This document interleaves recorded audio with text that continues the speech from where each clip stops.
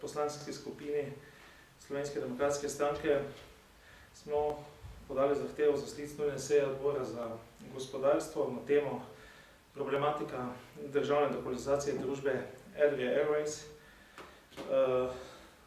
Sama problematika sega v leto 2011, ko je bilo 21. septembra na dopisni seji takratne Pahorjeve vlade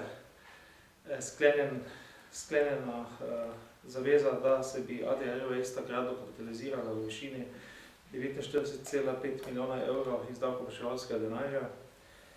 Dokapitalizacija sama je bila odobrena v dveh pogojih, sicer da družbe banke sklenejo dogovor o prestrukturiranju preostanka terjatev bank, ter da družba in reprezentativni sindikati sklenejo v roku enem letu, približno pa v enem mesecu, seveda kolektivno pogodbo, ki bo nekako zniževala stroške poslovanja družbe in zagotavljala finančno vzdržnost ter transparenten nadzor nad stroški.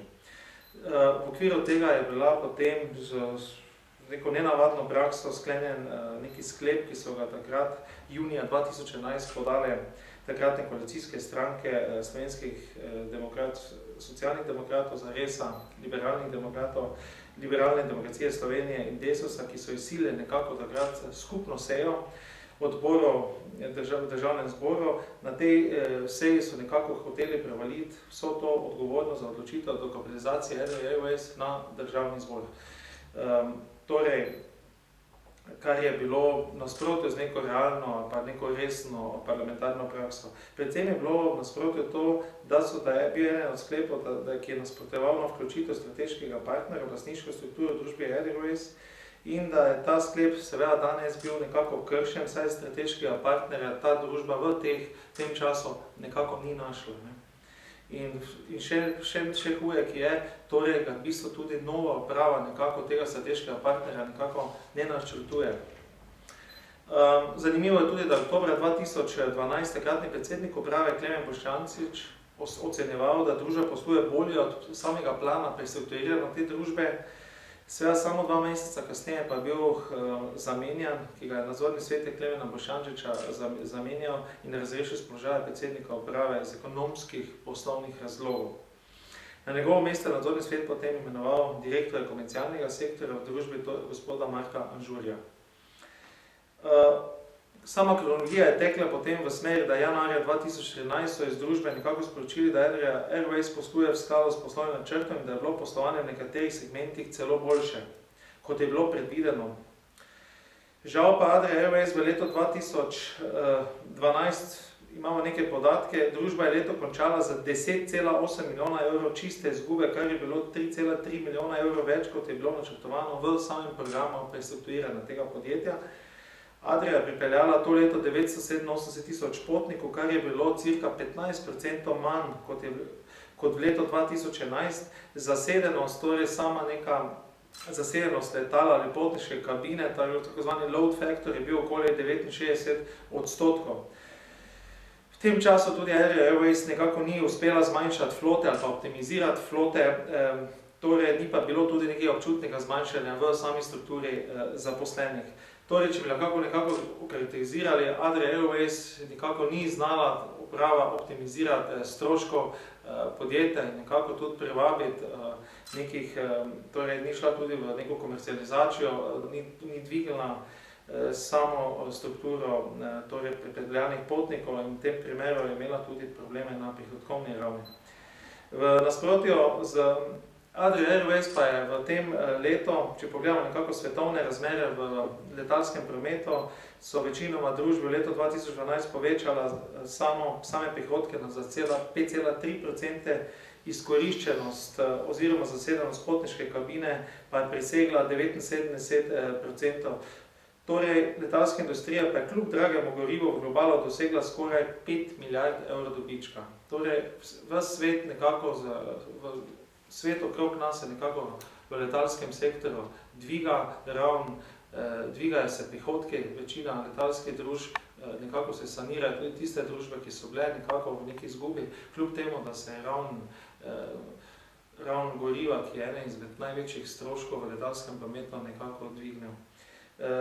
Pri tem je tudi pomembno, da je v okviru tega prišlo tudi v primeru Adria Airways do znanih zadev. Spomnimo se do nedavnega informacije, ko je prišlo do izdajanja nekih letalskih kart pod posebno ugodnimi pogoji, ki ni samo materialno-etično sporen posel, ki vrni državno družbo Adria Airways. Vložen naj bi tudi kazenski uradbi proti nekdanji upravi in zaposlenim na visokih položajih zaradi neupravičenega izplačevanja provizij posrednikom za prodajo letalskih vozovnic in škodljivega nakupa pri dražbi Mediterranean Oil Trading Limited. Poleg tega naj bili sporni še posli gradnje poslovne stavbe na Beniku, gradnje tretjega hangarja, številne sponzorske, svetovalne in podobne pogodbe. Torej gre za totalno netransparentno delovanje Adria Airways tudi po temu programu prestrukturiranja, ki sem ga omenil v prvem delu. Žal se še tudi pri Adria Airways na koncu tudi vključuje še novi dejavnik, to pa je vsemu temu se še priključila tudi preiskava Evropske komisije zaradi suma, da so bile državne dokapitalizacije v letih 2007 do 2011 izvedene bodisi neposredno ali posredno preko državnih družb.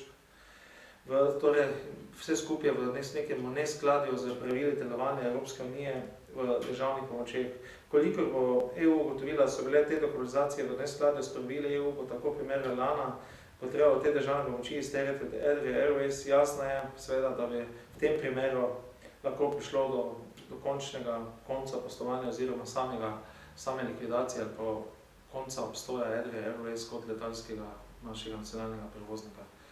V tem smislu, v vseh teh nekih podatkih, ki sem jih navedel, smo v poslanski skupini Slovenske demokratske stranke nekako se odločili, da odbor za gospodarstvo predlagamo sprejem naslednjih 3 sklepov. Prvi sklep bi bil, da bi odbor Državnega zbora za gospodarstvo pozval vlado kot lastnika Adria Airways in upravo te družbe, da nekako nam še bolj podrobno predstavi poslovanje te družbe po prestrukturiranju v letu 2011.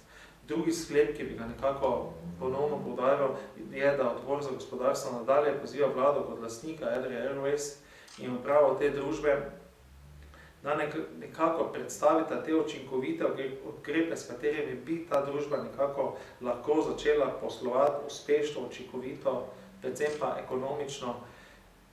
Vse tisto, kar si pa na koncu želimo, pa da ne bi prihajalo teh moralno-etičnih, spornih poslovanj te družbe v neki nadaljni prihodnosti. V tretjem sklepu pa se mi zdi, da mora matični odbor tudi delovati v sklopu tega, kar je njegova primarna funkcija, v sklopu nadzora, zato odbor Državnega zbora za gospodarstvo poziva vlado, da nemudoma posreduje seveda pa tudi podatke o skupni višini in višini bonitet po posameznih prejemnikih letalskih kart, ki so bile izdane pod posebnimi pogoji. Podatki naj bodo urejeni po posameznih letih, naj se nanašajo predvsem na zadnjih 10 let poslovanja, prejemniki bonitet pa naj bodo ločeni glede na upravičenost za letalski kart pod posebnimi pogoji in glede na pravilnik Adria Airways, ki ureja izdajanje takih kart.